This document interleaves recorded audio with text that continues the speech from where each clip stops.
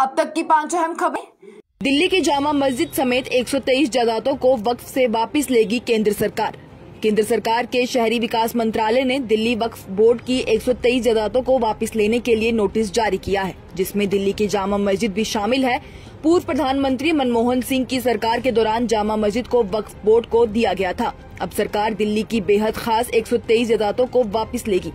जिस मस्जिद को वापस लिया जाना है वो लाल किले के पास वाली जामा मस्जिद नहीं है। ये जामा मस्जिद सेंट्रल दिल्ली में वाक़ा है। केंद्रीय शहरी विकास मंत्रालय ने गैर अधिसूचित वक्फ संपत्तियों पर 2 सदस्यीय समिति की रिपोर्ट के आधार पर दिल्ली वक्फ की 123 संपत्ति को अपने कब्जे में लेने का फैसला किया है। इसमें मस्जिद, दरगाह और कब्रिस्तान शामिल हैं। मंत्रालय ने दिल्ली वक्फ के अध्यक्ष और आम आदमी पार्टी विधायक अमानतुल्लाह खान को पत्र लिखकर फैसले की जानकारी दी थी। इसे लेकर वक्फ बोर्ड ने दिल्ली हाई कोर्ट में भी याचिका की थी, जिसमें कहा गया था कि इन सभी जायदादों को तोड़ने, फोड़ने और इनकी मरम्मत का काम कोई दूसरा न करे। लेकिन बीती मई में हाई कोर्ट ने याचिका को खारिज कर दिया था, जिसके बाद केंद्र सरकार के शहरी विकास मंत्रालय ने वक्फ बोर्ड को नोटिस जारी किया है और कहा है कि अगर आपको लगता है कि ये संपत्तियां आपको मिलनी चाहिए तो जरूरी कागजात पेश करें। लूट मोदी सरकार के डीएनए में रची बसी है। रणदीप सुरजेवाला।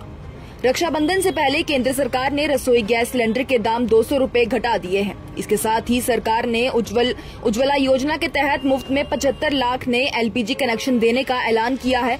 वहीं केंद्र सरकार के इस फैसले पर कांग्रेस के राष्ट्रीय महासचिव रणदीप सुरजेवाला ने जमकर हमला बोला है। रणदीप सुरजेवाला ने कहा कि पिछले 9.5 साल में मोदी सरकार ने लगातार एलपीजी के दाम बढ़ाकर लोगों से करोड़ों रुपए लूट लिए हैं। अब महज 200 रुपए कम करके मरहम लगाने का प्रयास किया जा रहा है। रणदीप सुरजेवाला ने ट्विटर पर लिखा है, एल यानी के लूटो, पी प्रॉफिट कमाओ, जी गिफ्ट देने का नाटक करो। ये है मोदी जी की एलपीजी योजना का कड़वा सच। पिछले 9.5 साल में मोदी सरकार ने लगातार एलपीजी के दाम बढ़ाकर 31.37 करोड़ लोगों से लूटा है और 8,73,000 से ज्यादा जनता की जेब पर डाका डालकर उन्हें लूट लिया है। सुरजेवाला आगे लिखते हैं, चुनाव की दस्तक आते ही मोदी सरकार को 6 महीने पहले बेतहाशा महंगाई से पीड़ित हमारी माता और बहनों को गिफ्ट देने की याद आ जाती है। 9.5 साल लूटकर चुनाव के कुछ महीने पहले छूट देकर वाहवाही लूटना आखिर किस टूल किट का नतीजा है। इतना ही नहीं, रणदीप सुरजेवाला ने ये भी कहा कि लूट मोदी सरकार के डीएनए में रची बसी है। स्कूल टीचर तृप्ता त्यागी की बड़ी मुश्किलें। आईएमसीडी ने की कड़ी सजा की मांग। उत्तर प्रदेश के मुजफ्फरनगर के एक निजी स्कूल में एक टीचर ने एक मुस्लिम छात्र को उसके सहपाठियों से थप्पड़ लगवाए थे। इस मामले में अब Indian Muslim for secular democracy ने आपत्ति जताई है। Indian Muslim for secular democracy ने इस घटना की निंदा करते हुए आरोपी महिला टीचर के खिलाफ कठोर सजा की मांग की है। दरअसल हाल ही में मुजफ्फरनगर से एक वीडियो सोशल मीडिया पर तेजी से वायरल हुआ, जिसमें स्कूल की क्लास टीचर अपने सामने खड़े एक मुस्लिम बच्चे को दूसरे बच्चों से पिटवाती नजर आ रही थी, जिसे देखकर देश भर में महिला टीचर के खिलाफ कार्रवाई करने की मांग उठी। इसी क्रम में Indian Muslim for secular democracy ने इस घटना की निंदा की और मामले में जल्द से जल्द सुनवाई करते हुए टीचर को कठोर सजा देने की मांग की है।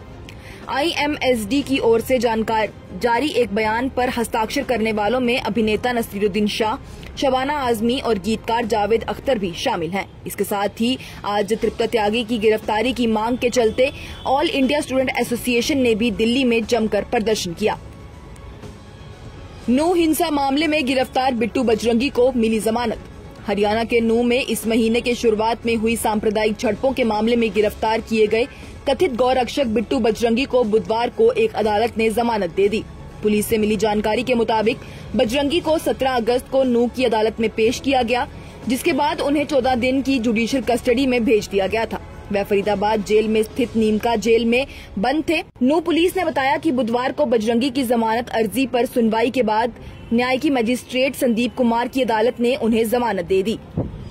बिट्टू बजरंगी उर्फ राजकुमार को सहायक पुलिस उषा कुंडू की शिकायत पर नूह सदर थाने में एफआईआर दर्ज होने के बाद फरीदाबाद से गिरफ्तार किया गया था।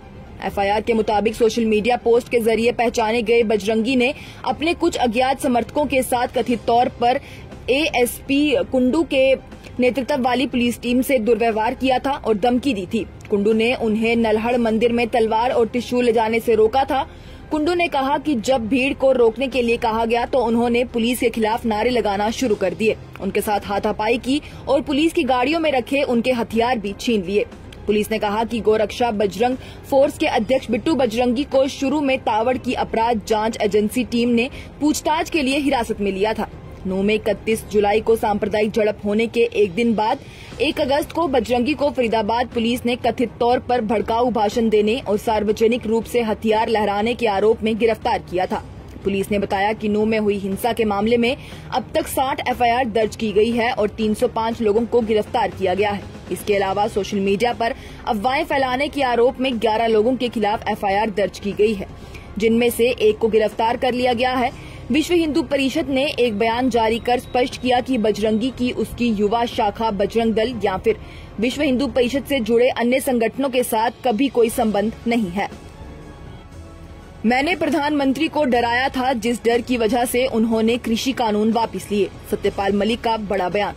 पूर्व राज्यपाल सत्यपाल मलिक अक्सर प्रधानमंत्री नरेंद्र मोदी और भाजपा सरकार पर निशाना साधते रहते हैं। उन्होंने एक बार फिर कृषि कानून यानी कि एग्रीकल्चरल लॉ को लेकर बड़ा दावा किया है। सत्यपाल मलिक ने कहा कि वो इस्तीफा लेकर प्रधानमंत्री मोदी को समझाने गए थे, लेकिन 5 मिनट में ही झगड़ा हो गया। उन्होंने कहा कि उस वक्त वो घमंड में थे और किसानों से बात करने को तैयार नहीं थे। मलिक ने दावा किया कि पीएम मोदी को सिखों और जाटों से डर कर कानून वापस लेना पड़ा था और डर की वजह से ही वो गुरुद्वारे में भी जाने लगे हैं। उन्होंने बताया कि किसान आंदोलन के दौरान उन्होंने प्रधानमंत्री मोदी को समझाया था, पर उनका कहना था कि किसान कुछ ही वक्त में चले जाएंगे, जिस पर सत्यपाल मलिक ने उनसे कहा कि ये वो कौम है जिन्होंने साहबजादे भी बलिदान कर दिए। ऐसे लोगों से लड़ा नहीं जाता, बल्कि बातचीत करके हल निकाला जाता है। मलिक ने दावा किया कि उन्होंने सिखों को लेकर प्रधानमंत्री मोदी को डरा दिया था, जिसके बाद वो गुरुद्वारे भी जाने लगे। उसमें कोई श्रद्धा का मामला नहीं है। उन्होंने कहा कि पंजाब में पीएम मोदी का काफिला रोक दिया गया। ये एक जुलूस था, लेकिन आधे घंटे के बाद पीएम मोदी बेहद घबरा गए और एयरपोर्ट आकर उन्होंने कहा कि बड़ी मुश्किल से जान बची है, जिसके बाद डर की वजह से उन्होंने कृषि कानून वापस ले लिया। ये थी अब तक की 5 अहम खबरें। लेटेस्ट अपडेट्स के लिए देखते रहिए न्यूज इंसाइडर 24/7।